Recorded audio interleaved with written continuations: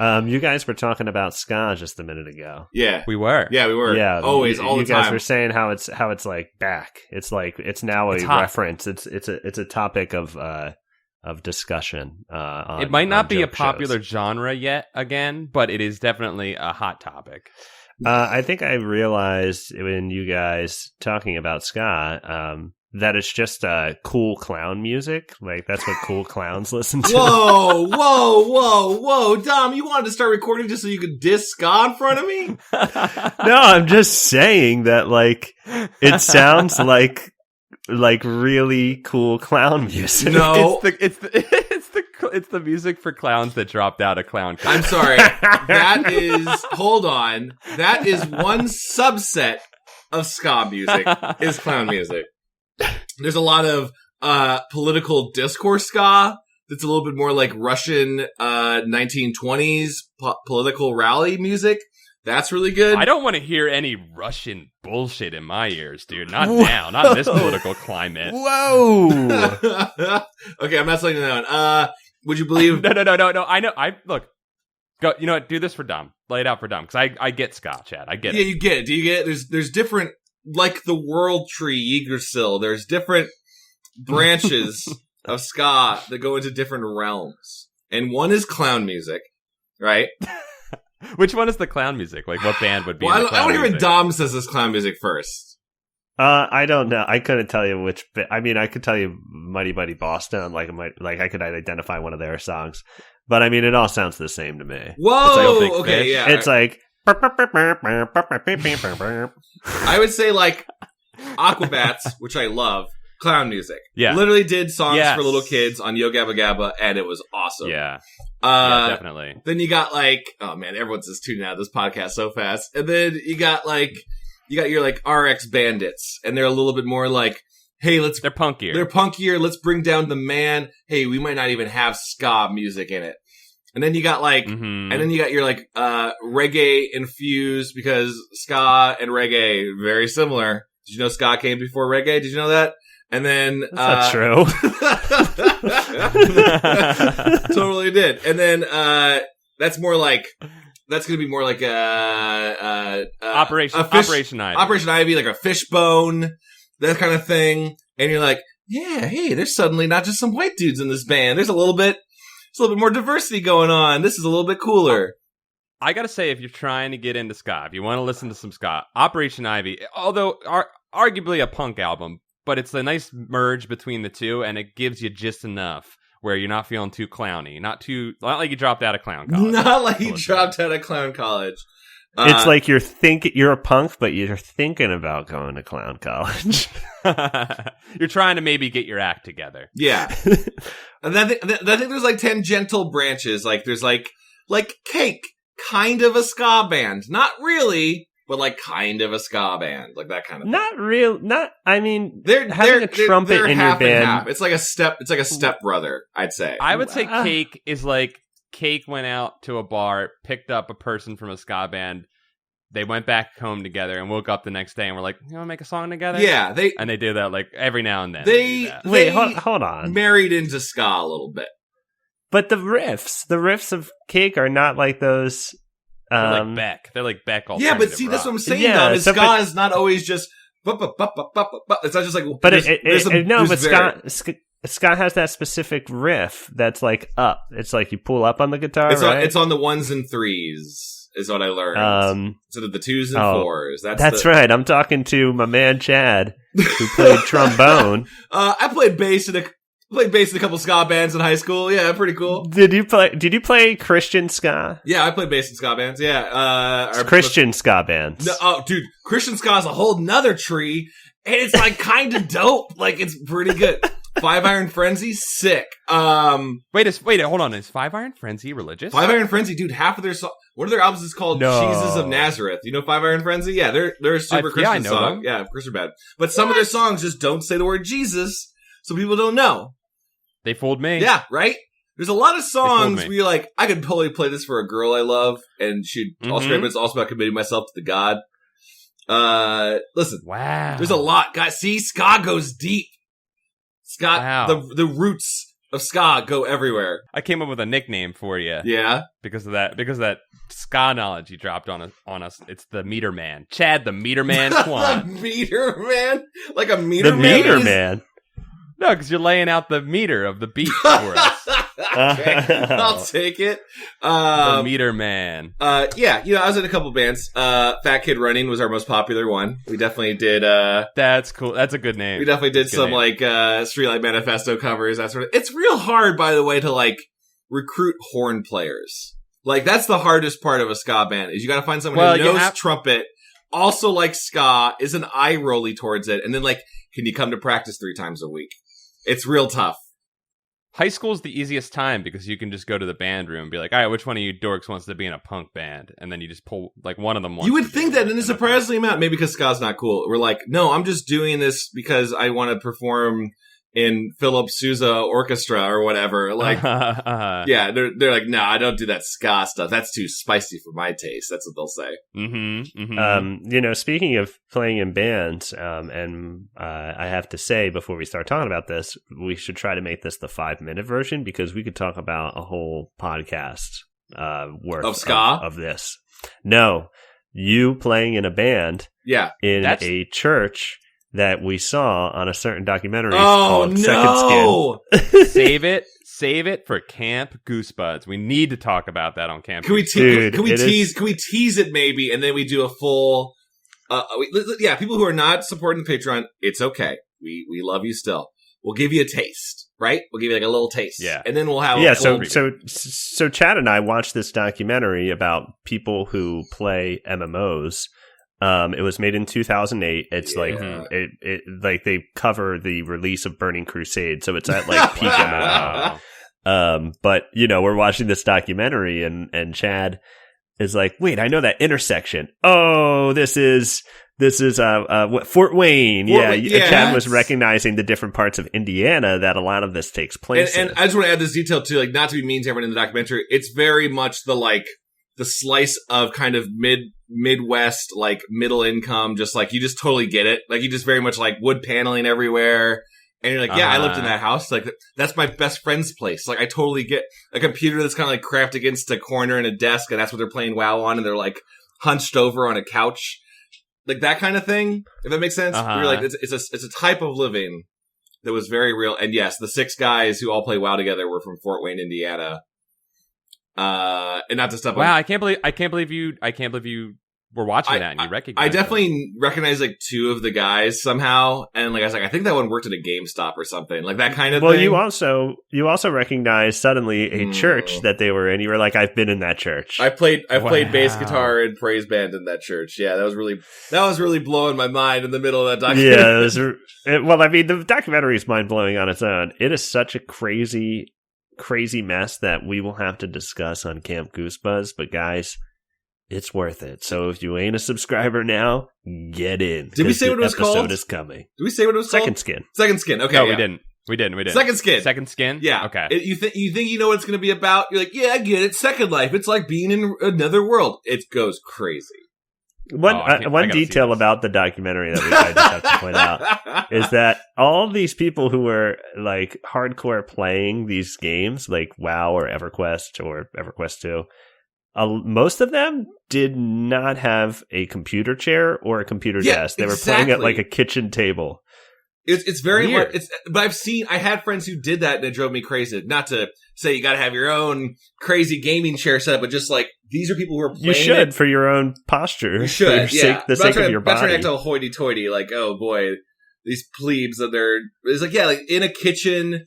It's like if you just knocked all the toaster over and just you had to put your computer over and you're hunched over and you're playing that 18 hours. That's crazy. But it's easy access to the food. That's probably what it is. You can just walk right over, grab some food. There was so much trash over all of their stuff. It was not like, which I've never understood in terms of, we'll tell you one thing and then move on. Like I've seen so many documentaries about kind of like fringe gaming culture, board gamers, and then they'll come into the room and like shoot where they like play D&D or like, hey, I play WoW 18 hours a day.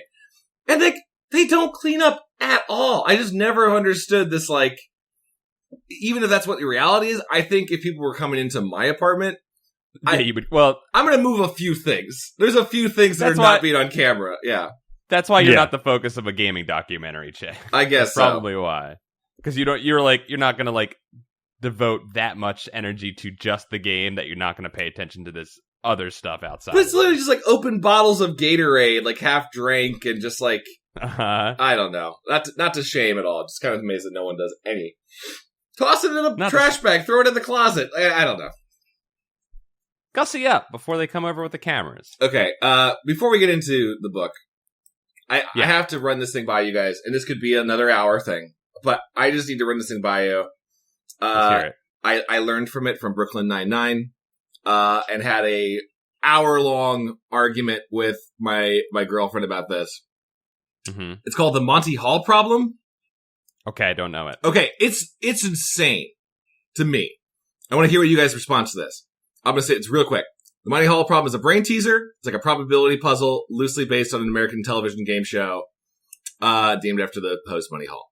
This is the question.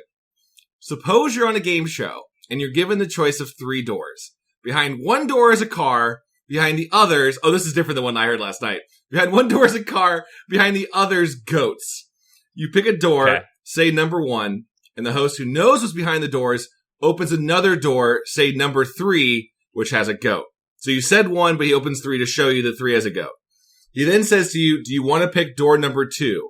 Is it to your advantage to switch your choice? What? No, so here's the crazy thing. It's like, and this is what like Heidi was trying to explain to me last night. I was just like, no, this is stupid. It's supposed to be that like logically, you know. Well, can we give an answer? Yeah. Do you want to say what you already know?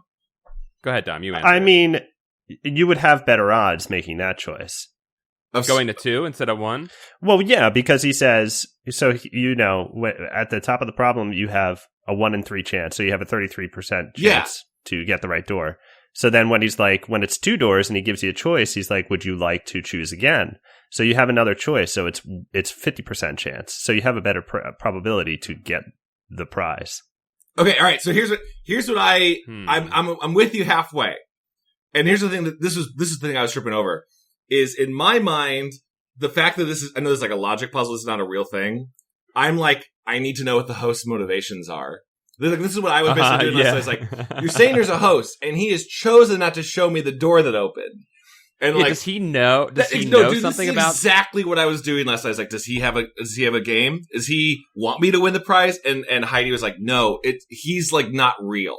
He's not there. It's literally just a phrasing for a door opens and the other one's not there. I'm like, okay, so it's purely random. Like a robot opens it. She's like, why does it need to be a robot? I was like, this was a whole conversation for an hour where I need context. I think the same way, Dom, you're answering it of like, he's giving you another option. So clearly he knows something you don't, right? Well, maybe, but you know, that's the tradition of game shows is that somebody makes a choice and then you show them what they didn't win. True. Right. So here's the thing about your thing, Dom. You said when he opens the third door, now there's 2 doors. So I mean, why would you change from 1 to 2 at that point? Wouldn't you stick with 1 and just because it's a 50-50 chance no matter what? That's the logic. I think that's the logical answer. So this is how it was explained to me. That's the actual logical. You know, that doesn't actually determine anything. Like if you took away the host, like a person, and just said like a door opens randomly, and you saw it, you know it's now still it's 50-50.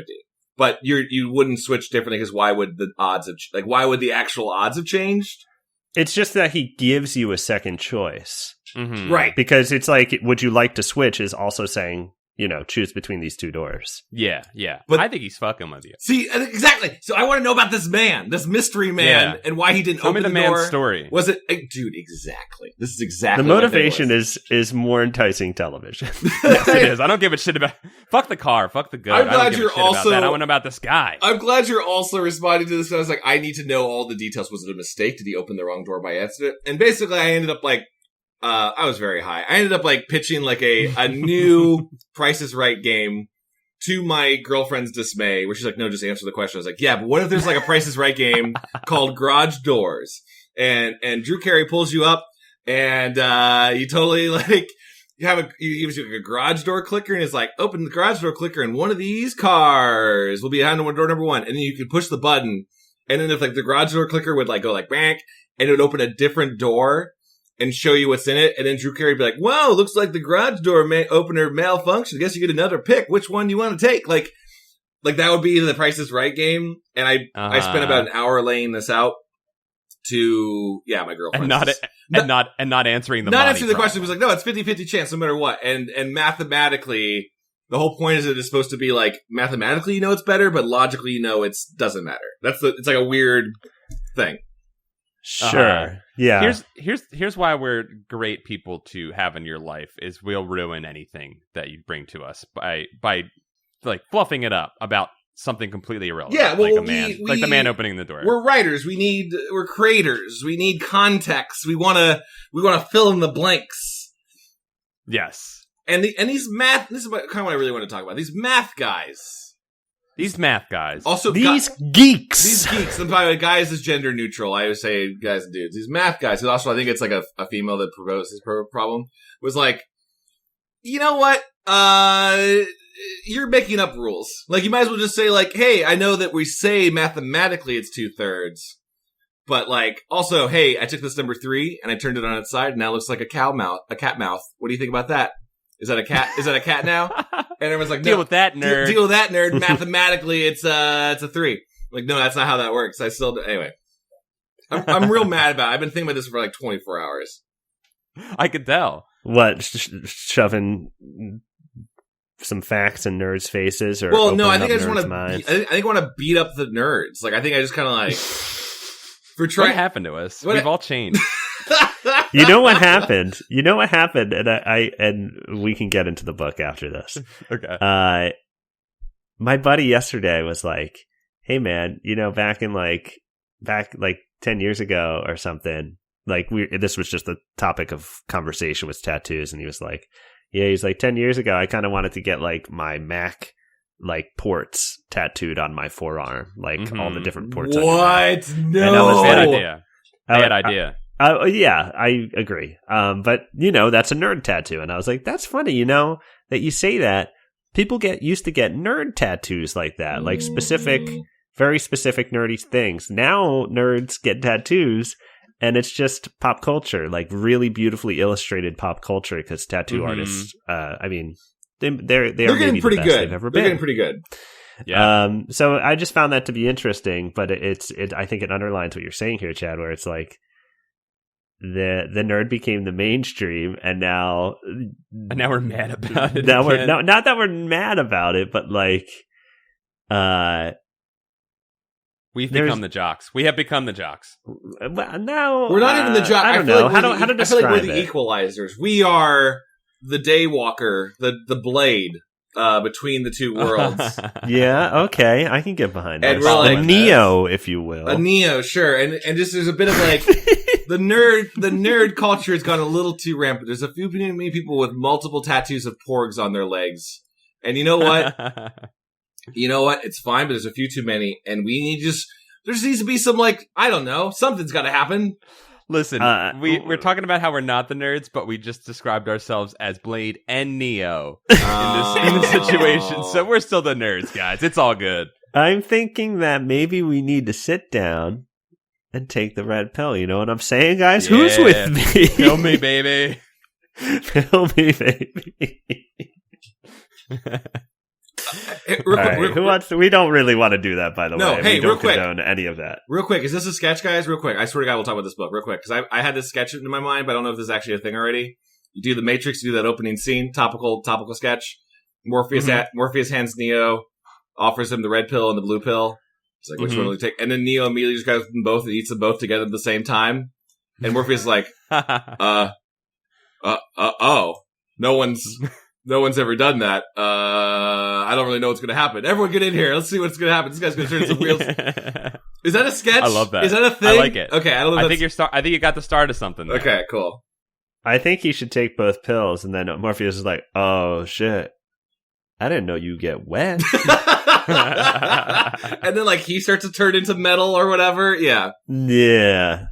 It's like training day. It turns into training day. All right. Anyway, this is Goosebuds. Hey, we're going to read a book. We're going to do an adventure here, huh? Yeah. It's adventure time today, baby. It's been a while since we've had an adventure, right? Yeah, I think so. And this was voted on maybe, by... maybe it's actually been a while since we read a Goosebumps book. Well, that's true, too. Yeah. We've been real busy, guys. We're so sorry. We love doing this, but we've just been real busy with our adult, non-nerdy lives. Our adult contemporary lives. I've got a book here as voted on by the Patreon supporters. Yep. It's a little book called Toy Terror. This sounds like my nightmare. I don't like living toys. Written by R.L. Stine. Oh. Yeah. Oh. Okay. It wasn't until you heard the author that really got you. It really spooked me once I heard the name. I don't know. Maybe K. Applegate wrote it. O-R-L. Oh, no. No. So just to briefly go over the rules, we'll do this until we're bored. And you know what? We're not even gonna front and act like there's rules. And then we'll read some endings that we don't get, of course. So why don't we get right into it? Can I just say, Living Puppets, my greatest fear, subset of Toy Terror. Yes, it's in the ska realm, if you will. It's a subgenre. Yes, it's a clown dropout music of terror. I am so excited to send you guys both a cultivated ska playlist. Please do. Okay. We should make it for the Patreon and throw it up. Oh yeah, that's gonna be so sick, guys! Subscribe to the Patreon, get my ska playlist. Please Don't you hate it when you're trying to listen to ska, but then you end up juggling? You're like, oh no. I just wanted to hang out and listen to some ska. If anything, I would be picking it up, which means I pick up trash, and it's a real positive thing. I think after we're done, we should go out and listen to ska music and spray people in the face with seltzer water. wait, okay, hold on. This is out of literally the old just Tommy seltzer bottle. Are you combining that with Insane Clown Posse? Or are you saying the Faygo thing is them? I'm just saying, let's go out and do some good, wholesome clowning to people. You know, let's clown some people. This is not what ska's about. But okay, Dom, you're our DM book, right? Let's get in there. Yeah, let's do this, guys. Toy Terror. Hey, Mom, look at this. I'm a winner, you shout. You race into the house with a letter that's just arrived in the mail. It came in a strange black envelope addressed to you. The words, Hazley Toy Company, are printed on the back. Look, Mom. You wave the letter in the air. I won. That's nice. Your mother is reading the newspaper. She doesn't look up. Mom, that's for the most real thing I feel like we've ever seen.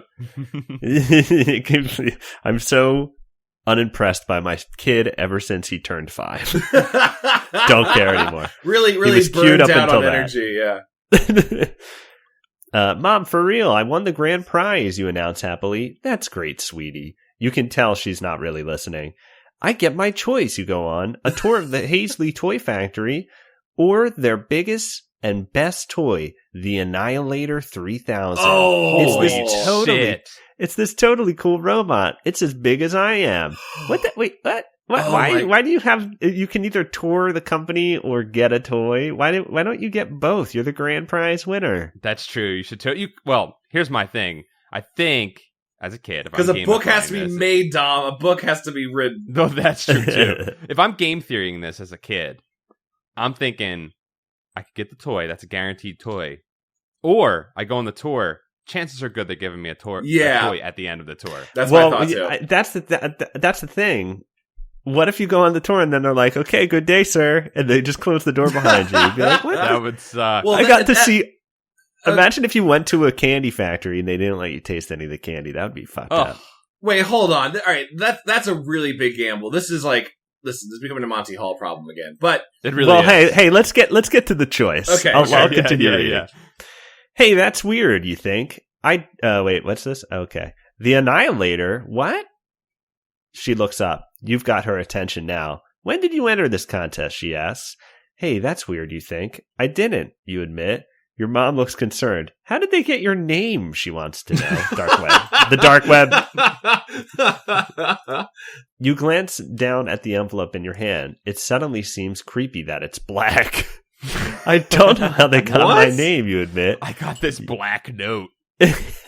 Your mom thinks for a minute. Maybe it was that electronic game we bought last year for your birthday, remember? We sent your name in on the registration. That must be it, you say, sighing with relief. Isn't it great that I won?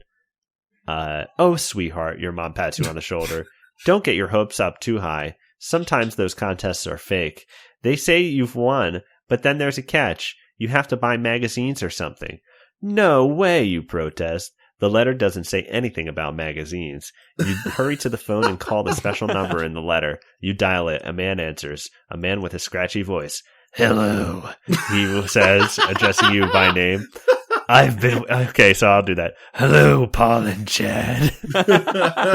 I've been waiting for your call. This all checks out. This all sounds right. Yeah, we're definitely a boy with multiple personalities. Which prize do you want? The man asks. You hadn't really thought about it yet. Then it hits you. The man knew your name, but how? A shiver goes down your spine. You shake your head and try to concentrate. And this is before caller ID, guys. You shake your head and try to concentrate. So he knew your name. Big deal. Not every kid on the planet has just won a huge prize. Hello, are you still there? The man calls. He's immediately kind of insecure about it. You've got to say something. Which prize do you want? The letter says that if you take the tour of the Hazley Toy Factory, you'll get a free video game too. There you go. Whoa! Oh, see? Okay. But the Annihilator 3000 is the best toy the company makes. If I choose the Toy Factory, can I bring a friend, you ask? Sure, he replies. So what's it going to be? So do you guys want to go? What do you guys want to go to the Toy Factory? This is so tough to do, actually, because one of these is so clearly like me and my robot pal, the story, and one is going to be cool. One is Toy Willy Wonka place. I don't know. That's what I'm saying. I'm saying, all right, since I was right about the toy at the end of the tour, I think I'm also right about this inclination that I have that we're going to go to the Toy Factory and the guy is going to be ready to retire and he's going to make us be head of the Toy Factory. And that's okay. Cool. But what's more interesting is Giant Robot Friend's also so fucking interesting to me. That's cool. I kind of really want to see what the Robotech was going to be like for like what RL thought Robotech was like. You know what's going to happen. I have to chime in. Okay. The robot's going to be delivered. It's going to mess up the house. You're going to try to contain it. It's like, I mean, that's kind of true. Me, it'll be classic RL. It'll be a classic story thing. If you go to the Toy Factory, you'll get to see the freaks that make this stuff. Oh, yeah. Let's see some freaks. Let's go to the factory. Okay. By the way, we can always like scroll later, just be like, yo, did that thing have a gun? Did that thing have a gun? Yeah. All right, factory it is. I'll take the tour, you tell the man. Fine, he says. He gives you an address. No. Be here at 4:00 Saturday afternoon. Thanks, you say. Then you add, hey, how did I win this prize anyway? But the man didn't answer. He already hung up. The next day, you tell your friend, wait, who wants to be the star of this story? Because I'll just replace. Chad, you can be the star. I'll really? be the friend. Okay. Yes. Okay. The next day, you call your best friend, Paul, and invite him to come to the tour with you. Paul just moved into the neighborhood. You've only known each other for a couple of weeks, but you already have a podcast. But your best friend is grounded for the third time this year. So you've been hanging out with Benny. He's funny. Oh, I'm sorry, Paul. So you've been hanging out with Paul. He's funny, and he'll try anything once. Tour the Hazley Toy Company, Paul says. Cool. At 4:00 on Saturday, the two of you jump off your bikes in front of the Toy Factory. On top of the white building, assigned trumpets, world's largest toy selection. You open the door and step into the lobby. The first thing you see is teeth. 2 rows of glistening sharp fangs. Oh. It's a snarling guard dog, and he's heading straight for you. Now I gotta go. I like that our mom didn't drop us off. Like, she's so bored with us. She's like, you can bike there. It's fine. She was a little concerned, but then I guess that newspaper had some really important news in it because she just kept reading. Meanwhile, the newspaper just says, like, rations increase, like that kind of, it's like some dystopian world, yeah. Paul screams as you try to leap away. Too late, the dog's sharp teeth clamp into your pant leg. Oh, no. You jerk away, but the dog is a big, fierce Doberman, and it won't let go. Paul, help, you cry. Before Paul can move, a man with curly blonde hair and black glasses races towards you. Mittens, stop! The man yells. He aims a remote control at the dog and presses a button. The dog freezes in place. Whoa. These new models never work right. Oh, this place is so cool. Your pants free. Oh, we fucked up. We should have gotten the robot. What were you talking about? Robot dog. I know, but we could have had one. Damn it. Go on. Paul bursts out laughing. Ha, it was just a toy. Your heart is still pumping for a minute, but you don't want to seem like a wimp. So you laugh too. What kind of toy bites people? On first sight. On first sight. Sorry about that, the man says. I'm Bob Marvin, the chief of new designs here at Hazley Toys. But everyone calls me Babaloo. Babaloo. You must be in for the door.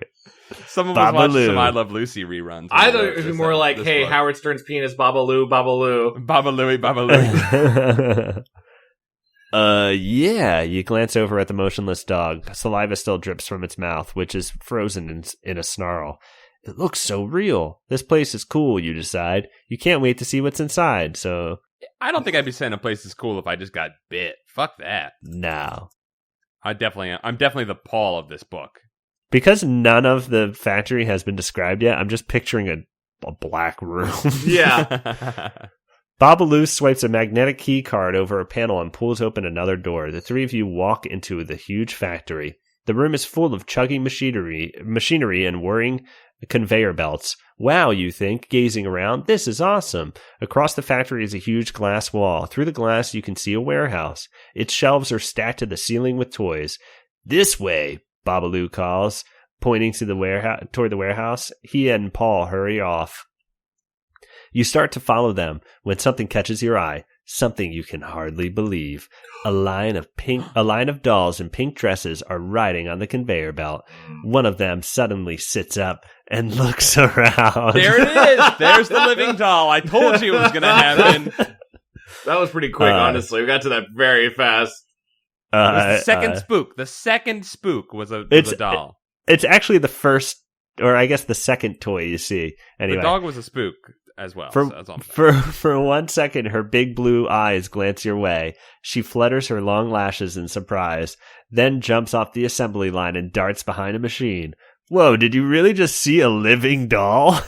You rub your eyes and blink hard. Should you run after it? Or should you run home and get your dad's camera? After the doll. What? That's the option? To run after the doll, go to 98. To go get the camera, go to page 7. I don't want to chase the doll, but I also don't want to do chores in this book. Also, running home is so clearly a dead end. We don't even need to check. No, we're going to go... Yeah.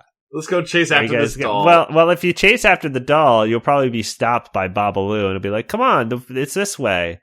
And you think? I'm thinking I'm going to take our chances with the doll. Okay. Yeah, we'll go after the doll. I mean, also, I think it's interesting that we were immediately thinking about viral videos and stuff. Like, we're already have our mindset for that. Yeah, he wanted to sell that to a magazine. There's no time to lose. Without thinking for another second, you dash off to follow the doll. You drop to your knees and crawl under a big piece of machinery. Then you snake your way through the factory toward the big glass wall. You see a glass door closing slowly, and a flash of pink. The doll must have snuck into the warehouse. Paul, you shout, running back to find him. He's standing in front of the bank of video monitors with controllers in both hands. Whoa. Babaloo is nowhere in sight. This is so cool, Paul shouts. Come on and try it. Forget that, you answer. I just saw a doll come to life. You've got to help me find it. Yeah, right, Paul smirks. You grab the controllers from him and toss them down. Come on, you answer. I'll prove it. I don't like how we're acting towards Paul. He was playing a cool video game. I would have just forgotten about the doll. Yeah, I mean, I think I would have seen what else is in the room. Mm-hmm. He was obviously in front of a bunch of screens with probably a ton of different video games to play. Also, no offense, RL, but like you didn't even like give us enough of a like tease to make us want to follow it. Like have the doll like say something like, yeah, I'll show you where the treasure. Yeah, I'll show you where the treasure is, or you're my dad. Right? Yeah, you're my dad. I don't know why that would make me want to chase it. You and Paul hurry to the glass wall. She ran in here, you declare, into the warehouse. So what are we waiting for? Paul asks sarcastically. You notice the glass door is open a crack. Jammed between the door and the frame is the tiny pink doll's shoe. Ugh. What? Okay. Look, that's one of her that's shoes. A obvious trap, but okay. Look, one of her shoes, I'm an expert you shout. on this. I know what a doll will do to trick you. Fuck this. Look, one of her shoes, you shout, pushing open the door. The two of you slip through. Cool. On the way in, Benny's foot bumps the shoe. The door shuts with a loud click. Cool. You try to open the door. It won't budge. Good call, Paul. We're locked in, you announce. Who cares? Paul cries. Look at all these toys. Your eyes sweep over shelves of model cars, computer games, and hundreds of other toys. They all look so cool, but you can't stop thinking about that doll. She's in here somewhere. What is she up to? Suddenly, the thought of her gives you the creeps. Do you really want to be locked in with her? If you can't resist playing with the toys, turn to page 76. If you want to get out of that warehouse, pound on the door at page 18. Chad, I'm going to let you make this decision because I'm going to role play as Paul right now. I do feel like we're the wrong characters. I feel like somehow actually you should be the one that's like, no, let's get the fuck out of here. That I should be scared. But you know what? We've taken these roles, and I'm going to stay as Paul. I think we need to explore some toys and like get a weapon against them. I think pounding against the door is not going to do anything. I think we need to like find like a laser cannon or like a Nerf gun, that kind of thing, or an Annihilator 3000. Annihilator 3000, yes, totally, yes. I think we look. Fuck yeah. Let's play with some toys. Paul runs toward the video games. A kid-sized red sports car catches your attention. You climb in it, but before you can turn the key, all the lights in the warehouse shut off and everything goes black. Oh. Hey, Paul screams, what's going on? You grope your way toward his voice. That's a really interesting verbiage there. I like to imagine that he's just like feeling his friend. You grope your way toward his voice. Maybe the factory is closing, you suggest. It's Saturday and it's after 5 o'clock. So we're stuck in here for the rest of the weekend, what? He whispers. Okay, hold on. Okay, sure. This is cool and great. No way, Babaloo will come back for us, you declare. Just then, dim emergency lights flicker on. I forgot to tell you, Paul says. Babaloo got called away for some kind of emergency. He told me to find you, and then, well, we were supposed to leave.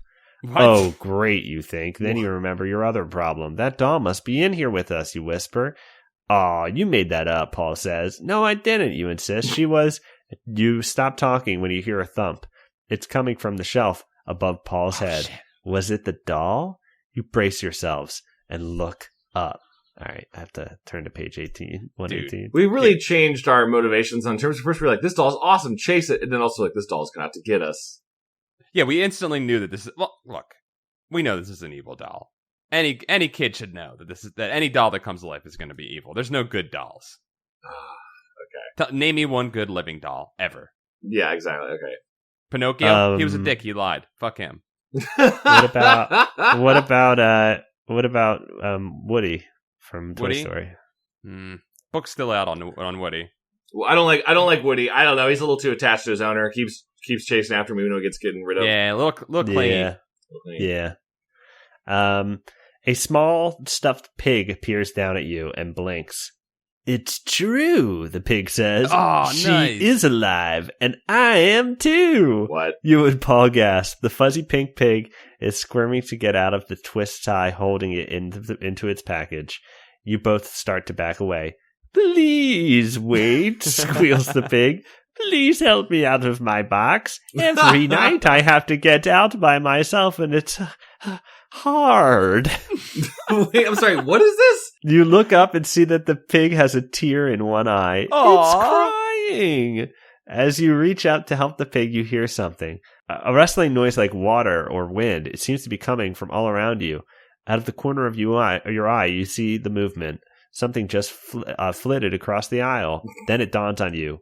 That rustling noise, it's paper and cardboard and plastic. And right now, every single toy in the warehouse is doing something incredible. Oh. Something you thought only happened in a kid's best dream or worse nightmare. Thousands of toys all coming to life. Yeah. It's disgusting. It's like thousands of bugs, like just being like, yeah, like hatching. Ugh. That's really cool. I don't like it. I'm not a fan of it, Chad. I'm glad you're into this because I'm freaking out right now. Although I got to say that pig seems really cute, but I think it's a trap. You think it's a trap? Probably. You think he's like, I'm going to eat you. I'm going to eat all your bones. Okay. The entire warehouse is going to be crawling with living toys any minute. You and Paul run to the end of the aisle just in time to see an army of remote control cars zoom around the corner. A squad of 15-inch high ninja action figures all climb out of their boxes and dart off.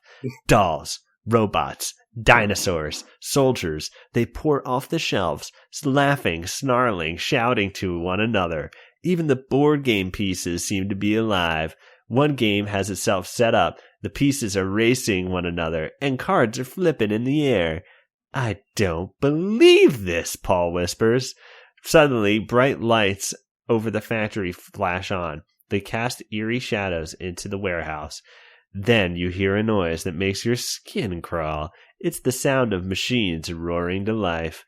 Conveyor belts whirring, vats of plastic start to bubble. Someone or something is running the factory.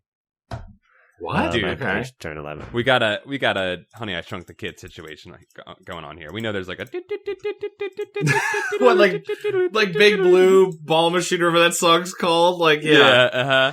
Okay, all right. You know that's playing right now. I think this is like fine though. I'm not really scared. Like, this is kind of dope.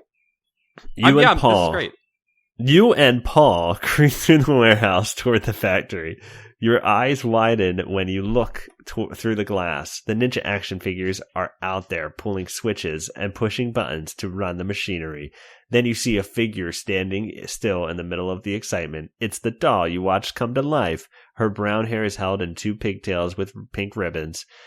Her little pink lips are heart-shaped. She has huge blue eyes and rosy cheeks. The doll lifts a megaphone to her lips. Move it, you no-good ninjas! She roars. Kind of feel like a little hatred there. Yeah, a little doll cyst. You and Paul exchange startled glances. You look back and squint, trying to read the name stitched on her dress. Finally, you make it out. Nasty Kathy. What? You've seen her on TV. Pull her string and she says all kinds of mean things. What are they making, Paul whispers. There's no way that's really her name. Nasty Kathy? Yeah. No. More toys, I guess, you whisper back. You both look at a conveyor belt. Then a huge cargo chugs into sight. A life-size doll. It looks so real. You swear it was alive. And lined up behind it are dozens more. You swear it was alive? You guys just watched a bunch of dolls come to life and run a toy factory. They're alive, guys. Wait, for the record, is its name actually Nasty Kathy? Yeah, that's what it said. Okay, all right. I thought you said no for a second. I was like, wait, did you just make that up? What is its real name? Okay, cool. No. That's a pretty hilarious name. That's good. Nasty Kathy barks orders into her megaphone. Keep moving, barf bags. You with the ugly faces. Start loading the batteries. One of the ninjas springs onto the conveyor belt. It opens a compartment in the foot of the first life-size doll. It drops several batteries, then clicks the compartment shut. Put a police uniform on it, Nasty Kathy snaps to another ninja, and then turn it on. A minute later, the big doll stands up and shakes itself. It looks completely and chillingly human. It snaps a salute at Nasty Kathy. Officer Murphy, reporting for duty, ma'am. Never mind that, Nasty Kathy growls. Get out there and do the job you've been programmed to do. Wait, he just said he was going to do it. Yes, ma'am. This is not where I thought this was going, by the way. This is very different. But first, what shall I do about the security problem? Security problem, Nasty Kathy snaps. What security problem? The officer turns slowly until it's facing the glass wall you're crouched behind. Then it lifts a hand and points directly at you. Oh, cool. Fuck. Surrender? Cool. Surrender. Yeah, we should surrender. Can we surrender? Is that an option? No choice yet. Well, maybe on this page. Damn. Wish we took that robot. You've been spotted. You're so terrified you can't move. Nasty Kathy's head swivels in your direction. Then she grins. She has 2 rows of small, sharp teeth. Why did they make that? That's some Five Nights at Freddy's bullshit. Cool. I'll deal with them, Nasty Kathy tells the officer. You go out there and do your job. Yes, ma'am. Officer Murphy says, striding off. Isn't Murphy the name of RoboCop? Yep. Nasty Kathy walks over to you without saying a word. She reaches up and pulls the string on her back. I don't like you, a tiny voice shrieks. Nasty Kathy giggles. This time her mouth moves. You shouldn't be here.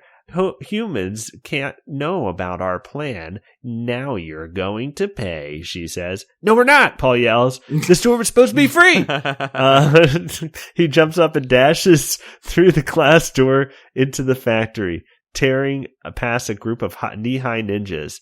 He races toward the front door. Then he vanishes behind a big machine. You start to follow him, but then realize that's the door the police officer used. What if it's still out there? Do you guys want to take your chances with the police doll, or do you want to find another way to race out? Well, here's the thing. Okay, yeah, go ahead. I just think that the police officer is just very well suited to the job that Nasty Kathy is trying to do, and I don't know why she doesn't have it. She just doesn't understand how to manage her people. She has ninjas doing the factory work. Ninjas are security. Come on. I think Nasty Kathy is incompetent. I think we should go with her.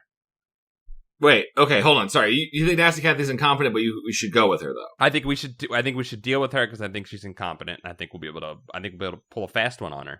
Oh, okay, interesting. All right. You don't think you could sway the cop to align himself with just being a cop a little bit more and doing the right thing like all cops do? That's a good point. I'm so torn. Like I guess this is the 90s cop, right? This is a different cop. Yeah. A different breed of cop. A different breed of cop than our modern day cop in terms of what a writer would maybe put in. I'll go with you, Paul. It's your choice anyway. I'm a little split. I'm kind of feeling the cop, but I think let's agree. Let's fucking kill Nasty Kathy. I want to hear what other nasty shit she's gonna say. Yeah, what other hate crimes she has to drop. Yeah, totally. Okay, turn to page 123. Let me see. That's probably down here.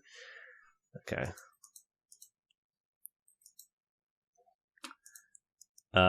No, Paul, you shout. Let's find a different way out. You dash away through the twisting aisles of the warehouse. You don't dare slow down or to peek over your shoulder. All you do is hope Paul is following you. Nasty Kathy's voice booms over her megaphone. Alert, she shouts. A ball of human fungus is loose in our warehouse. What? That's if it not escapes, even... Okay. I'll have you all taken apart. The second she finishes speaking, you hear the whir of toy motors and the clatter of plastic feet. You keep running, even though your lungs are about to burst. You need to find cover. Then you see that you've run right into the main aisle, and you've realized you've made a mistake, a terrible mistake. It sounds as if the entire warehouse full of toys is coming for you, surrounding you. Then you see 6 pairs of eyes, glowing green eyes closing in. No! You scream. I'm turning the page. So much tension. Yeah, at this point, I just assume every pause is a nice dramatic pause. Instantly, you know what those glowing eyes belong to. You've seen them on TV. They're horrible monster toys. Monsters called Zorgs. On the toys, the claws are plastic and the teeth are rubber. But now, in the dim emergency light, you can see that these Zorgs are different because they're alive. Their claws they and teeth. Yeah, I don't know why that would turn into. They would transform. Yeah, that's crazy. But go on. Their claws and teeth are steel. Their mouths drip with green slime and purple ooze. Their eyes glow with a hideous green light. You know what they want. Beyond any doubt, you saw the movie Zorg Revenge, and you know what Zorgs do. They claw their way to your face and rip it to shreds. Zorg Revenge? That's what happens in Zorg Revenge? Yeah, I thought that would have been like Zorg, and then maybe when they killed all the Zorgs in that one, then they would come back for their Zorg's Revenge, but... Was the first movie like Zorg Holocaust, where the Zorgs were just like... destroyed, and then this is Zorg Revenge. I think it's the first one was more of like kind of like a gummy bears type like cutesy thing. It was like more like okay.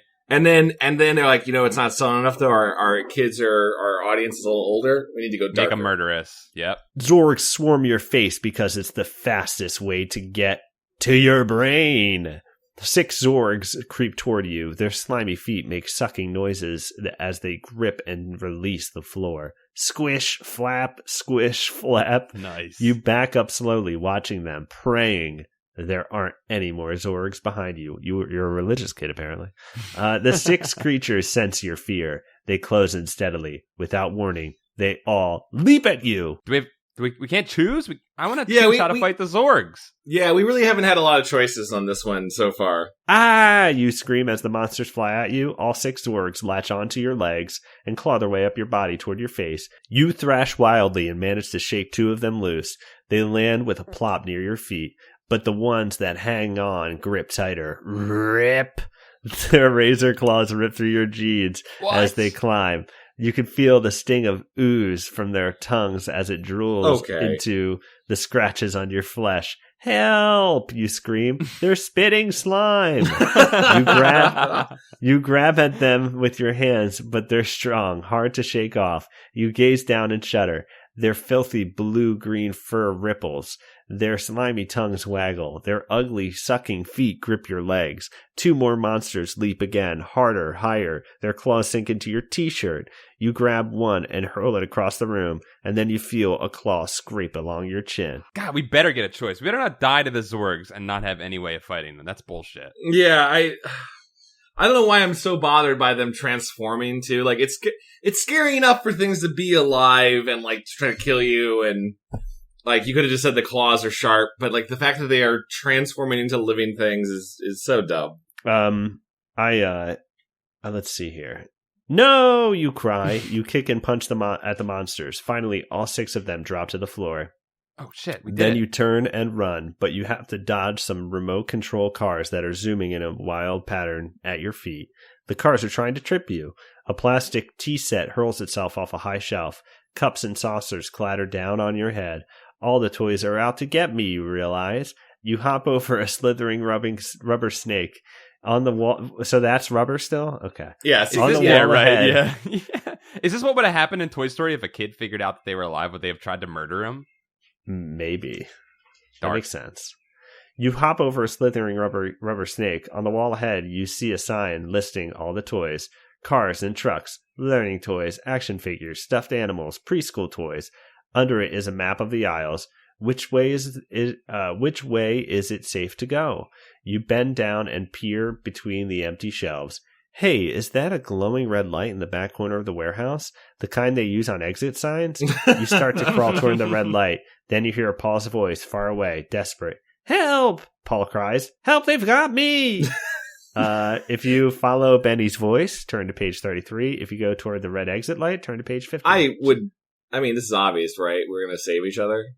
Are you going to save me? I'm going to let you choose because it's you choosing if you're going to save me or not. I'm totally coming for you, bro. Oh, thanks, dude. Bro, I got you, bro. Thanks, dude. I would have been okay if you'd left me. I would have understood. No, I mean, especially because imagine there's like 10 minutes of like, oh God, now they're ripping out my tendons. Oh God, they're keeping me up. They're keeping me alive for some reason. Oh, they're in my eyes, but save yourself though. Keep going. You've got to save your friend. Hang on, I'm coming, you call as you race toward the sound of Benny's voice or Paul's voice. You zoom to the end of the aisle and then turn the corner and skid to a stop. The floor is covered with tiny plastic people, each one no taller than 2 inches. They're having a tea party. They gaze up at you with innocent eyes as you leap over them. Watch out! One screams as when your foot almost flattens it. Sorry, you say. You dance around trying to keep from stomping on them. Just as you take another awkward step, you feel something squish under your foot. Oh no, you've killed it, you think. Then you turn. Then you feel yourself slipping. Ah! You cry as you crash on the cement floor. Okay, I hope it's your blood. Not in a bad way, I just hope it's like my blood, like Paul's blood? Okay. Yeah, just like spilling out. Like, oh, I found you at least. Rather than murder a toy, yeah. Yeah. You fall, banging your head on a shelf on the way down. Ouch, you stepped on my foot, a voice says in your ear. Huh? You gaze over and see the stuffed pig. The pig who talked to you when the toys first came to life. He's lying flat on the floor beside you. Aww. But he doesn't really seem hurt. He shakes himself off. Sorry I ran under your legs, he whispered, but I had to stop you, to warn you. Don't go near the army. Nasty Kathy is there, and she'll get you. She's very, very mean. But I've got to help my friend, you explain. Whoa, you think. This is too weird. You're talking to a stuffed animal, and it's talking back. There is only one way to save him, the pig whispers. Just then, Paul lets out a blood-curdling scream. You sit bolt upright. Don't go to him. Let him yell, the pig advises, or neither of you will get out of here alive. What will you do? Help Paul or follow the pig's advice? I trust the pig. I think a pig is close to a human being, like the brain-wise. Okay. Taste-wise. All right. So also apparently taste-wise. Also apparently tastes like pork. That makes sense. I think we have a lot in common with this pig. I think we trust the pig, Chad. Yeah, I this pig is an ally to us. This is an Eeyore for sure.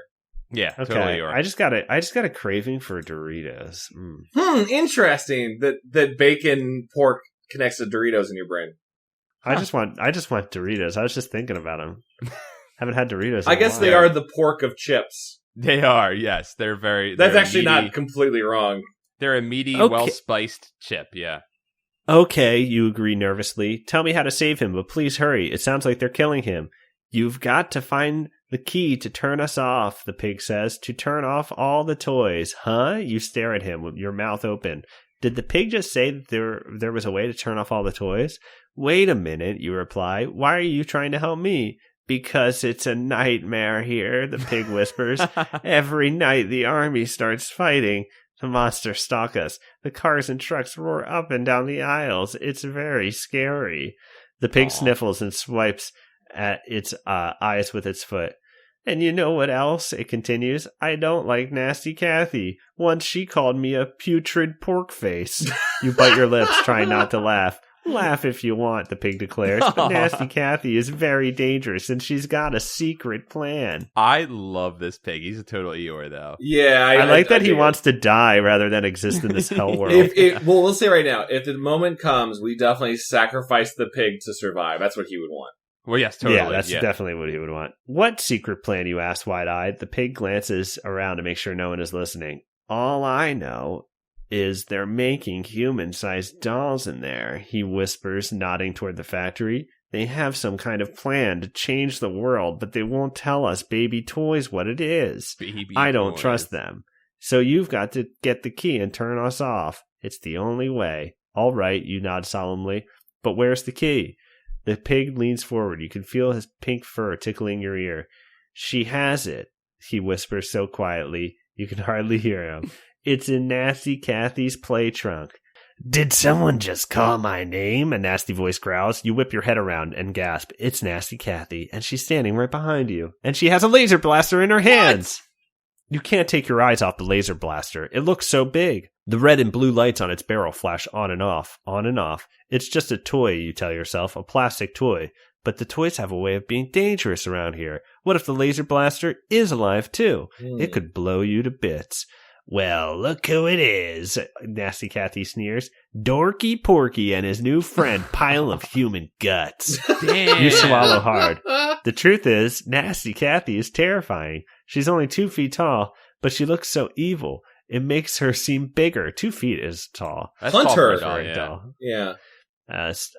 Oink! The pig squeals and trots off. I'll see you later, fatso, Nasty Kathy calls. As for you, let's go. On your feet, human. She jerks the laser blaster in the direction she wants you to walk. Do you dare make a run for it?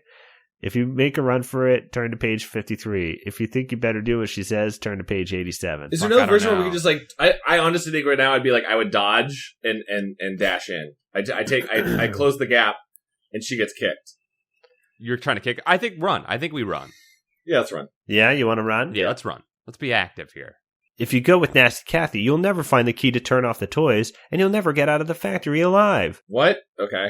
She has a gun, so like why yeah. Yeah, okay. You hesitate, pretending to think about it. Come on, Nasty Kathy bellows. We don't have all night. She drops the tip of her laser blaster just an inch. It's the chance you were looking for. No! You shout and give her a shove. Then you take off running in the opposite direction. Nice. You hear a whine from the laser blaster. A red beam sizzles past your head, but you don't look back. You make it safely down the end of the preschool toys aisle. Back to the big overhead sign listing all the toys in the warehouse. Yo, human moron, Nasty Kathy calls over her megaphone.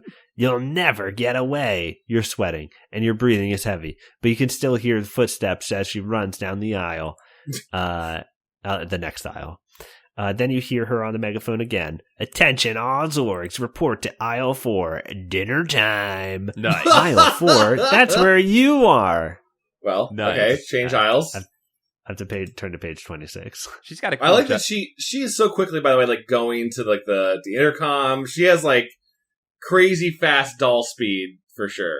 She's a terrifying doll. She's probably up there with Chucky on terms of terrifying dolls. Yikes! You'd better run before the Zorgs find you. You quickly study the big map of the warehouse. Paul's voice sounded as if it came from aisle 3. The dolls are in aisle 2.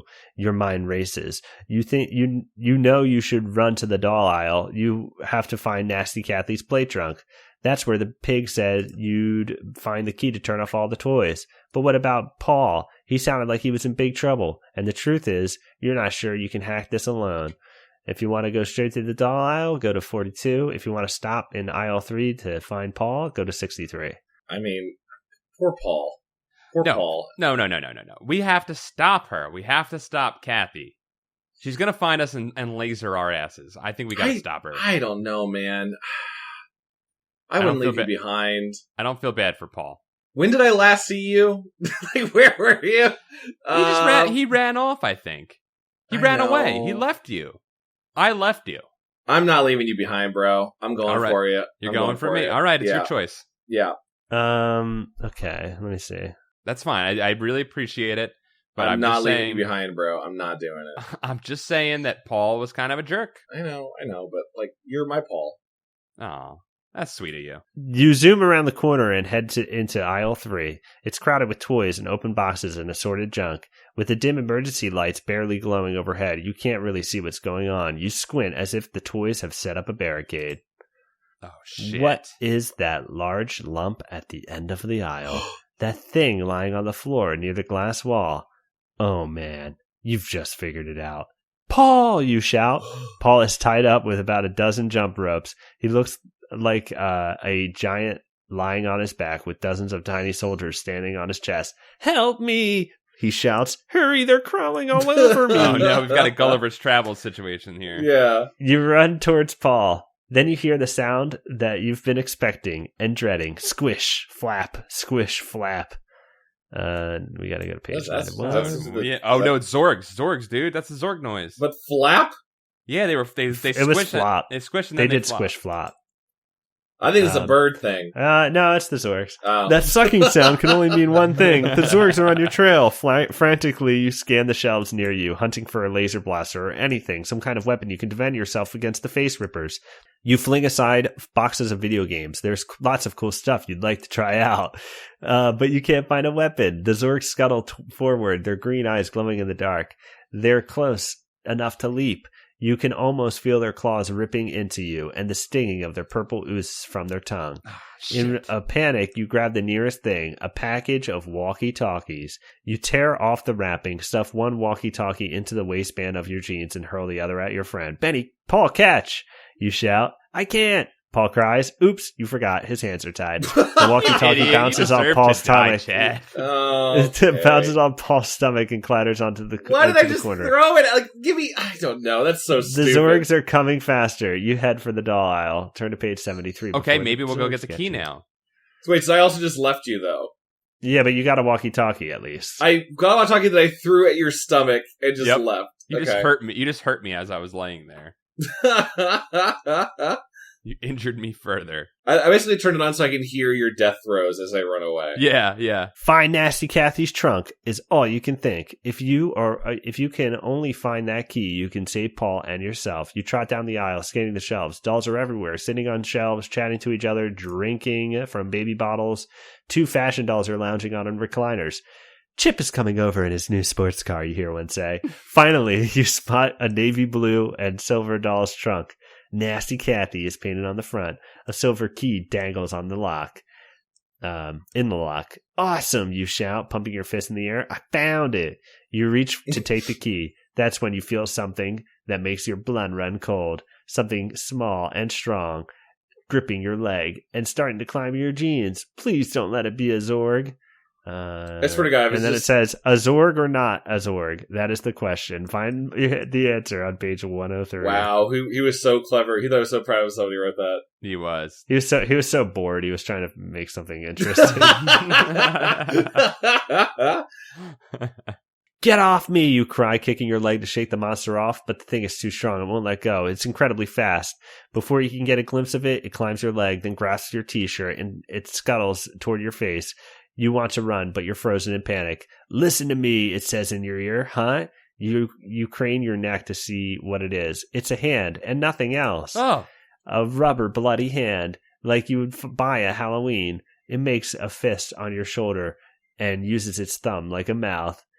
Ew. Listen to me, the hand warns. That's the wrong key. Look inside her trunk for the right one. Huh? How did that hand even know what you were searching for? The Zorgs appear at the far end of the aisle, running this time. Squish, flap, flap, flap, squish.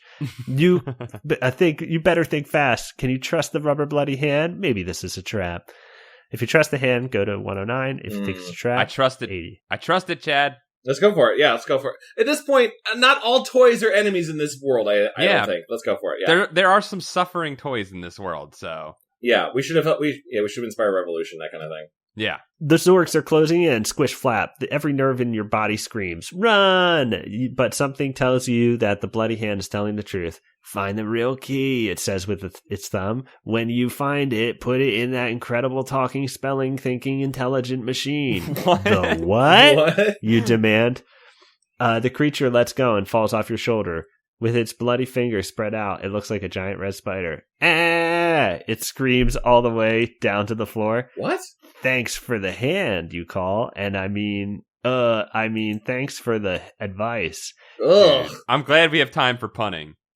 You quickly you unlock Nasty Kathy's trunk and peer inside. Dirty, torn doll clothes, an archery set, a miniature can of spray paint. Yes. Then you spot a small CD. You grab the disc and hold it under the light. There's a picture of a key on it. Bingo. I thought we were oh my god, is that a ska mixtape? Yeah. I thought we were gonna armor up and go to war with these guys with all the spray paint and stuff. But yeah, this is cool too. You were gonna spray paint yourself and go to war with dolls? No, I was gonna get a lighter or something. That works, right? No, I yeah. love the idea of spray painting war paint on our face and then grabbing the bow and arrow and going full Rambo. And that's what I thought we were gonna do. That's what I was excited about. Yeah. You hold the disc tightly in your fist. Which aisle were the learning toys in? You close your eyes and try to picture the big overhead sign. Uh-oh, big mistake. You should have never closed your eyes. By the time you open them again, you're surrounded. There are Zorgs at your feet and beside you. They're hanging from the shelves, reaching for you, flexing their claws, licking their lips. No, you cry out. Half a dozen of them leap onto you in a flurry of foul-smelling fur. You swing your arms like windmills, flinging two of the monsters off your shirt. Then you start to run toward the glass wall, but marching in formation down the doll aisle, blocking your way, is a squad of big wooden soldiers. How are you going to get out of this one? Frick. Page 22. Okay, let's go to war. Let's fight back. Yeah, I'm down to kick some toy ass if we have the chance. This isn't happening. This isn't happening. This isn't happening, you tell yourself, squeezing your eyes shut. You open your eyes. You're still trapped between the hideous slime-drooling Zorgs at your back and the giant army in the front. The soldiers march toward you, aiming their weapons. They fire! Whoa! You duck, and we have to turn to page 39. He's really just stretching out this sequence. Yes, he is. No! You cry as the soldiers fire their weapons. You squeeze your eyes shut. Sst. An instant later, you feel something sticky fall on your face. It's your hair on your arm. It's in your hair on your arms and legs. Yuck! They're squirting you with cans of instant spider web. The gooey threads cover you, trapping you in a tight net. You struggle to move, to run, but your arms are pinned to your sides by stringy spider webs. Your legs are trapped too. Help! You cry, hoping that Paul can hear you. They've got me, Paul. They've got me. Clomp, clomp, clomp. The soldiers' boots stomp on the floor as they march up and take you as their prisoner. They hoist you onto their shoulders. 8 soldiers on each side. They carry you into the factory where Nasty Kathy is waiting. She looks angrier than ever. Good work, she tells the soldiers. Now let's show this kid how it feels to be treated like a toy. Uh-oh. I don't like that. No, I don't like that no. at all. You squirm and wiggle to try to free yourself, but the instant spiderweb is strong. You can't break it through it. You look like a big fat bug, Nasty Kathy sneers. Too bad I already had my dinner. Then she points to the conveyor belt where you saw the life-size dolls being made. Put the human scum up there. She orders the soldiers. Wait, no, you cry, but everyone ignores you. Let's put our guest through the hair planting machine, Nasty Kathy squeals. The one that punched holes in my scalp to put hair in my head. Jesus. Let's see how a human likes that. No, you scream again. Don't do it. Thwack, ka-chunk. You hear the horrible machine start up. Nasty Kathy cackles and hurries away. As the soldiers start to lift you onto the conveyor belt, your mind races. Isn't there some way to escape these toys? Maybe you could pretend to be a toy yourself. The police officer doll looked exactly like a real person. Or maybe you could try a bribe.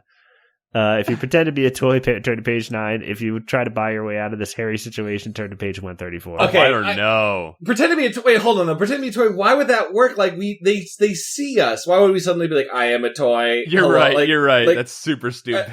Unless somehow they like left the scene or coming back in. Here's the thing: do we have anything on us that we've picked up that we could bribe with, like the spray paint, or like what else did we get? The walkie-talkie. You got the key. You got the CD. Oh yeah, we could bribe her with her life. We could threaten her. That's interesting. I feel like we bribe. That makes more sense, right? Yeah, I'm with you. Let's bribe. Wait, you cry out, kicking and squirming inside the spider web. Wait, let me go, please. I'll make it worth your while. The army captain strokes his chin. Really? Yeah, sounded interesting. Sure, you answer eagerly. Anything, I'll give you anything. What do you want? What have you got? The captain asks. Good question. What have you got? How about my old toys and games you offer weekly? Games? Toys? Are you kidding? Ha! The captain sweeps his arm toward the overflowing warehouse. All the soldiers start laughing and slapping their knees. Even the ninjas chuckle. Turn on the machines! Captain commands with a little wave of his hand. Wait, how about a bag of chocolate gold coins? $1 million in Monopoly money? You try. But it's no use. The conveyor belt is moving again. You ride closer and closer to the hole punching machine. Thwack, ka-chunk. I feel like that should have become real money. Yeah. Look, here's the thing. We did that not knowing we were going to be fucking terrible negotiators. I know. Yeah, that was really bad. He offering toys and games. They need to give you like D&D stats where like, hey, your charisma is a 13. Yeah, at the beginning, you should know. Help! You kick and scream, struggling to get free. In a burst of strength, you break your arms and legs out of the sticky web, but it's too late. 2 huge mechanical arms move in and hold you in place. A large flat panel slides under your back, then bends, forcing you to sit up. A bowl-shaped thing whirs into place over your head. You squint your eyes and grate your teeth. Any minute now, the hole punching should begin. Then you catch your reflection in the shiny machine. Hey, the bowl-shaped thing above you is a giant plastic doll scalp. What? You watch, horrified, as the machine lowers onto your head. Then it fits the plastic doll's face over yours. Oh my god! Molding it into place. You can see through the eye slits. The machine holds plastic arms and legs around your own. Soon you're covered in plastic. They're turning you into a life-size doll. What? This is so... Can I just say real quick, if this is the end, we've taken like 20 pages to get to this scene without any... I don't know. Without any legit things happening. Yeah, okay. Thwack, ka-chunk, thwack, ka-chunk. You feel the machine poking holes in your new plastic scalp and punching in new strands of hair. You catch a glimpse of yourself in the mirror. Your mouth is curved into a permanent smile. Your red plastic lips are slightly open. Yuck, you're a doll. A dopey, smiling, life-size doll. Nasty Kathy strolls up to you as you sit there on the conveyor belt. So, she snarls, now you're one of us. Are you going to help us with our plan or not? Do you help Nasty Kathy's army, or do you want to help the toys? Wait, that's not one and the same? I'm sorry, wait. If you agree to join Nasty Kathy's army, turn to page 105. If you don't want to help if you don't want to help the toys, turn to page 20. At this point, I feel like we help them and then, like, just sabotage them or whatever. Like, wait, so you're saying agree that will help? Yeah, agree. Said it will help, but like at some point they're like, now plug in the key to the internet. And I'm with you. We'll all be or that kind of thing. Long-term double agent. Long-term double agent. I got you. Also, like, how much of it are we? This is reversible with modern surgery. We can get through most of it. It's fine. Okay, you tell Nasty Kathy, I'll join you. You don't think about it for more than a minute. What other choice do you have? You're a toy now. Actually, you think it's kind of cool being a doll. Your plastic body is tough, and you'll never have to worry about mosquito bites again or sunburns. And best of all, you finally get to find out about the toy's mysterious plan. Welcome aboard, Nasty Kathy says, shaking your hand. Okay, here's the deal. You have to sign up 9 more toys. Yeah. And then they have to sign up 9 more toys. for subscriptions. Or kill your friend. We toys are on a mission, Nasty Kathy explains. A mission to stamp out toy abuse. Huh? You stare at her. You mean you're not going to take over the world? Nasty Kathy snorts. Don't be dumb. What would we do that for? No, we just wanted to make the world a little better for toys. To stop kids from ripping out the eyes of teddy bears, pulling off their dolls' heads, stuff like that. That's why we're making all the police dolls. Someone has to control these kids. Oh, you murmur and trail off. You feel kind of let down. You were expecting to hear something more exciting, something more adventurous. But you promise to help. Count me in, you declare. What do you want me to do? Nasty Kathy grins, showing her pointed teeth. You shiver, even though now you're on her side. She's kind of scary. You're going to be our demonstration doll. Oh, come on. Fuck off. I was so on board this until then. Okay. Start your new job on page 5. So they're just gonna, rip us up and shit? Okay. Oh, that's bullshit. That's dumb. Fuck that twist. God damn it. That's so stupid. Oh, man. RL really hates the kids who read this book. He wants to punish them. Okay, on Monday morning, you and Officer Murphy, the toy policeman, arrive at your school for a special assembly. When he is introduced, Officer Murphy glares sternly at the kids in the audience. Children, he booms, I'm here to show you some things that you should never do to your toys, like this. He tugs you to the front of the stage. He pulls out a big black magic marker and scribbles all over your face. What? Hey, you protest, spitting out the ink. Cut it out. Or this, Officer Murphy continues as if you hadn't spoken. He grabs you by the hair and drags you around the stage. Ow, you yell. Stop it, ouch. And never, ever let your pets get a hold of your toys, Officer Murphy adds. Like this. He presses a remote control. Barking furiously, Mittens, the mechanical Doberman, races across the stage and attacks your leg. Why are we putting up with this? Hey, remember those crash test dummies they used to test cars? That's what you are now. So do the smart thing. Close the book. And next time you read it, try not to be a dummy. The end. Damn, dude. Oh, I hate RL. You piece. Listen, I know you listen to this. You piece of garbage. What do you want kids to do? Do you want it to be like, are you hoping that they'll read it multiple times and you're just trying to extend the value of the book by giving them the dumbest endings until there's one that's hidden? Or do you just really want to turn kids into I don't know, just pieces of slug. Your slug body's not doing anything active, just letting things happen to them. You're punishing characters for being active in their destiny, which is what you should be rewarding as a writer, you fucking hack. God damn it. I feel like we were being very active in that one and we were punished for it. Over and over again. Okay. I think and it's funny because by being compassionate and going after Paul, I think we were punished. I think we should have just murdered all the toys instantly. What was the point of the walkie-talkie thing? Why do we even do that? That didn't come up at some point. It wasn't Paul heard you say something, or you I love the concept of a dare program for abusing toys for some reason. Yeah, that's very, very strange, and I feel like I read so much. That was a long and winding path to get to us becoming a doll at the That's end. what I'm saying. There was one point where it felt like it was 20 pages of straight, just very, not even a choice, maybe one choice, and just kind of yeah, you fought back, you got some things, but then you turn a corner and you're trapped. Oh, and then there's a wall there, and you decide to go away. Then they web you up. None of these are choices. You just kind of let along. We were definitely behind the 8 ball the entire time. Can I pull out a few? I'm looking at the wiki, just a few of the bad endings that could have gotten out. Yeah, I would say we would go back and try other ones, but that was such a long journey to it that I think we just have to read some of the other endings. Yeah. Well, what's the good endings here? Let's see. Let's go down. Okay, well, I was going to say that at one point I think it's... Okay. This is what I kind of like. Calling 911 on a toy telephone summons toy police. Again, there's a lot of toy cop things I don't really completely understand. They accuse you of breaking and entering. Then they break you up to get you to fit inside the toy police car, which is super fucking dark. Yeah. Whoa.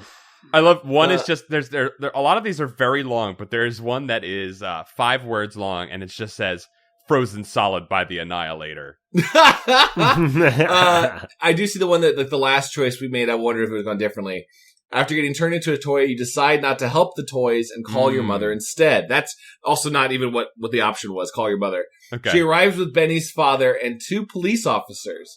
Interesting that she was with Benny's father. Yeah. / Paul, right? That's Paul. Paul, that's Paul, yeah. But she doesn't recognize you anymore, and the other toys have gone into their motionless state. The cops arrest you for impersonating a human. What? Since it's only your first offense, the judge tells you to do community service by guest starring for 2 months on the Dudley the Dragon show. You decide to stay a while longer so you can save up to get the plastic shell removed. Crazy. That's kind of a good ending, though. Like, I don't know. You survived. This one's crazy. You and Benny stow away on an airplane, but you were caught by Babaloo's goons. Instead of taking you to Walt Disney World where they're headed, they push you out of the airplane door without any parachutes. What? Why? What? What? There's a lot of murderous ones in here. You trip and land in front of an army of green army men soldiers carrying rifles with real bayonets. They apparently kill you. Whoa! Okay, so one more thing that's kind of weirdly twist. You're trapped inside a toy car with Benny and Babaloo. Mm-hmm. Benny again is Paul. Decide to grab the car's steering wheel, but since your hands are taped together and you don't know how to drive, you end up taking the car off the edge of the road into a river. What? Babaloo, and Benny survive the crash since they're only toys, but you don't. Oh, dark. Wait, were you secretly a toy the whole time? Here's what I'm seeing as I look through these endings. Benny is, in a lot of these, Benny, aka Paul, is a toy. There's a lot of times where everybody else in the story is toys. Oh, yeah. Toys. Even one of the good endings, after inserting the key into the incredible talking, spelling, thinking, intelligent machine, which we never got a chance to get to. Mm-hmm. You got the key, by the way. We were going to do it, yeah. We must have been close. We just picked it wrong. You end up shutting down all the toys, including Benny, since he was a toy himself. Yep. You get home safely, but the book reminds you that you haven't really come to the end yet, because anyone you know, including your parents or your best friend, could secretly be a toy. Dark Fuck ending. off. Dark Well, ending. then fine, they're shut off. Like, they're good. You, Benny, and the toy pig escape the factory. He puts the key inside this machine, shutting down the toys. At this point, he reveals that he is a toy and lures you to the factory with the promise of the tour. He needed your help to shut down the other toys. So that was you, Paul. Ah, okay, Benny. All right. You're still wondering about the secret plans, but that is a story for another day. I don't even know what the secret plans are for. Yeah. So here's Annihilator stuff. You find the Annihilator had 2 similar versions of itself inside. The bad Annihilator, 1500, goes on about destruction. The good one tells you how to turn it off. So they do the whole, moral, pick 2 doors thing. Uh-huh. You and Mr. Whittle end up destroying the Annihilator. Mr. Whittle says the model you got was only a test version. He didn't tell us you're going to enter your name in the big drawing, that you have a chance to win an improved version. The Annihilator, 4,000. Just give him the toy. We did a lot of work, obviously, to get that ending. Give him the toy. Here's the thing. So it says, there's 6 good endings, and it seems like 3 of them are all one variation on you get to the machine, Benny tells you he's a toy, and you get outside with the stuffed pig. Yeah. The pig was a good guy, is what I'm seeing in all these endings. So I'm glad that Pig Boy ends up being good. I'm glad we went to the toys. I'm glad we went to the toy factory for sure. What were you going to say, Dom? I just like that. I like the toy. I like that little pig. I like that little pig. Yeah. He's a good dude. I like that there was a caste system of baby toys compared to higher toys. Uh-huh. I don't know why Nasty Kathy was not a baby toy. I guess that's was that a garbage pail kid? I think she was she was on the lower caste and she has risen, and that's why she's probably. I kind of empathize with Kathy a little bit. I think I see where she's coming from. She worked her way up. She fought to get to where she is. I actually really love. I loved our whole thing when we were now going to work with the toys. I hate the you just become their test dummy for no reason and I think volunteer to be abused. I don't get that. Yeah, I think by offering to join them, they should have been a little nicer to us. But that's toys for you. I can tell Chad did not like this book. I'm glad where we went. I don't know. Are we we're jumping all over because we're picking the ones that the people on the Patreon vote for, but a few of these just feel like you could at least put a fake choice in there somewhere. You could at least give us a couple options. This is number 20. This is number 20 in the Give Yourself Goosebumps series. So this is deep in. This is halfway through. the series. We made the right choice. It's good that we didn't go to the Annihilator. I'm sure it would have been just like, I think you're exactly right, Paul or Dom. It would have just been, he's crazy. He's stuck on destroy mode, and like it would have just been that. Yeah, it would have been. Yeah, that's what I think. It would have been like every other. It would have been a lot more like the other stories in this. Yeah, reading the endings, it looks like it's just all versions of the Annihilator destroys part of your home, where you get in trouble and fuck that. No, we want to go to a fantasy world of toys, living toys. No, we made the right choice. I think we had a good adventure, guys. Yeah, good work. I think we did the best we could. We tried to stay active, Chad, but once again, RL has stymied us.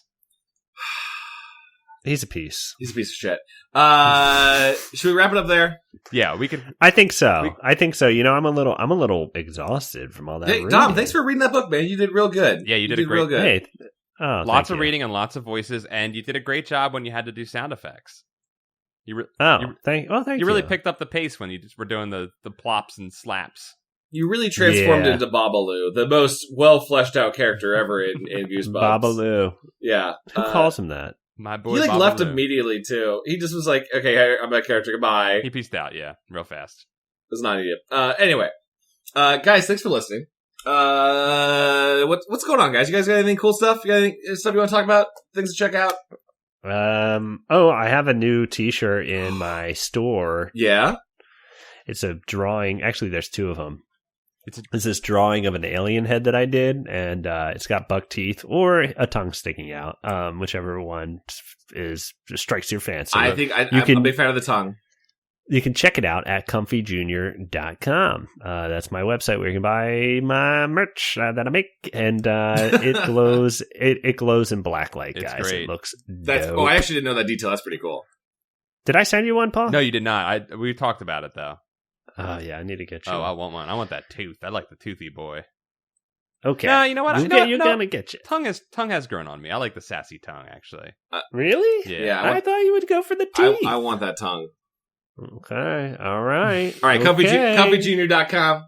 Comfyjunior.com. Comfy JR. That's me. Comfy JR. COMFYJR. Paul, what about yourself? I'm still doing my same old stuff. We got Continue. We got Continue Cast. If you join our Patreon, and Pretend Friends, our new podcast. New-ish. He's doing it all. And you guys are in fantasy now. Yeah, we're in a fantasy world now. So the full first season of Pretend Friends is done, and you can listen to it all and get the full arc story of that one. And we just started a fantasy one. Pretty cool. I've been enjoying it so far. I really enjoy your big tree man character. My I tree like man and the cute sugar glider that lives inside of my tree hair. Sweeta. What about you, Chad? What about you? I was thinking, we just finished up, speaking of role-playing games, we just finished season 1 of Trapped in the Birdcage on D&D's Twitch channel. Great cast on VODs. that. Great cast. Thank you.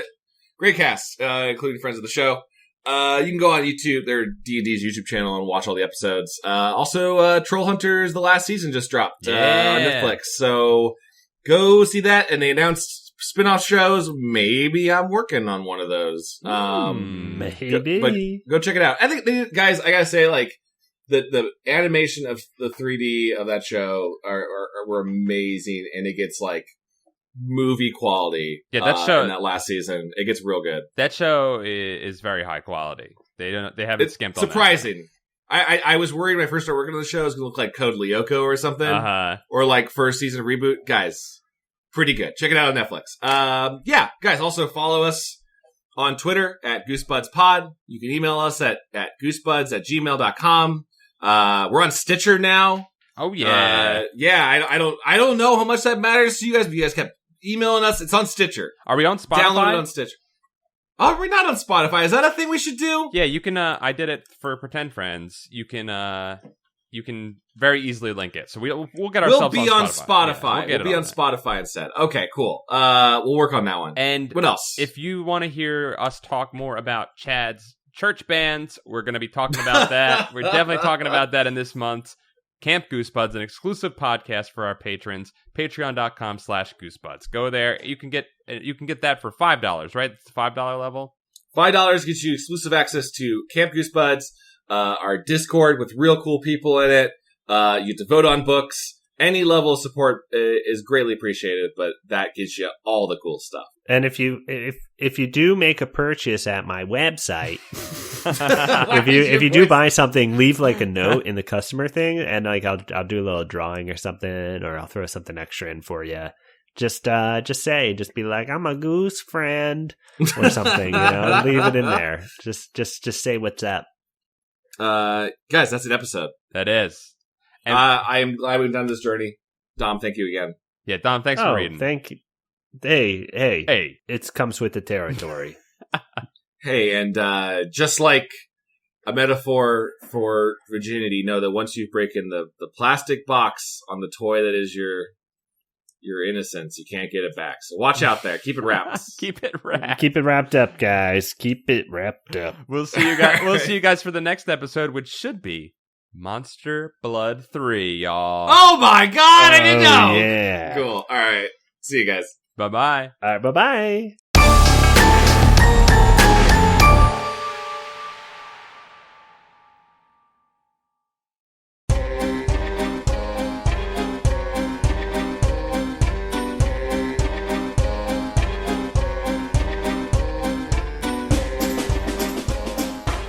Goosebuds is only possible because of the support of patrons like yourself. We want to thank Asim Zaman, Stefan Jive Turkey Kuwabara, Indianapolis Meowmer Speedway, Kale Clinton, Slumlord Onion, T-Crabs, Bradford Coulter, John Keaty, GameSphere, Lendl Martin, Aiden Dice, Jonas Engman, Dylan Vaughn, Jin K, Joe, Gregory D. Warren, Axel Rock, Fayore, Alan Saylor, Mikey Jello, James Roy, Eric LeBaron, Reed Stubendike, Divaldi, Sam Z. Hash, Leopold the Rabbit, Matthew Rieger, Heidi Shanks, Adrian Gunter, Hector Alberto Riviera Ortiz, Cougar Capoman, Reinfected, Gabe Chavez, Heath Robinson, Sludge McKenzie, King Bank, Andrew, Ryan J. Navarro Cote, Cam McLean, parentheses pronounced like Die Hard's last name, Maddie,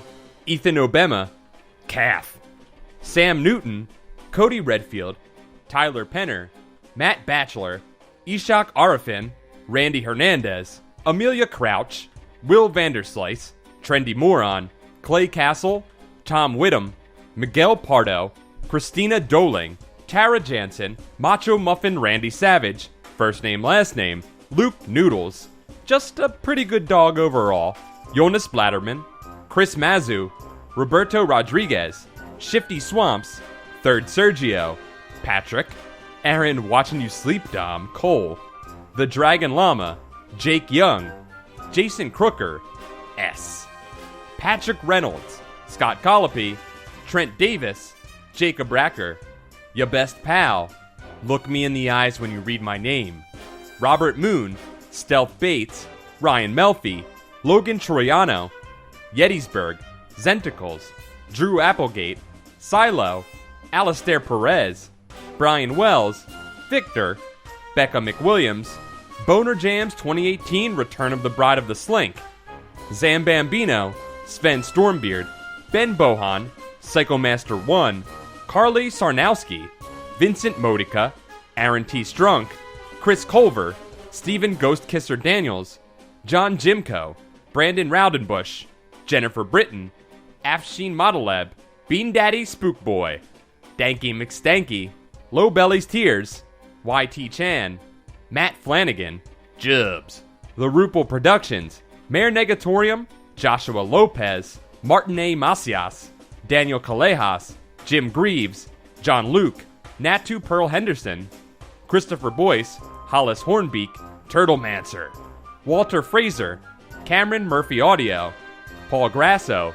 Ben It's Pronounced Beeler, Michael McDowell, David Cron, Zhang Keefe, Chad is a Smelly Buttface, agreed, I'm a Kevin, Joshua P. Robertson, Tim I. Healy, David Cole, Mickey C., Dapio, Jared Mason, Kevin Boucher, Taylor Dierks, Matt Sadler, Nick Henkel, Brian Ferniton, Fred Atkins, Nathan Dolezal, Clayton C., Mike Lanterry, Kyla Tharp, Buddy Morrill, Chris Birch, Joe, hope you all have a nice day, Scott. Thanks again. We couldn't do this without you. Your support is immeasurable.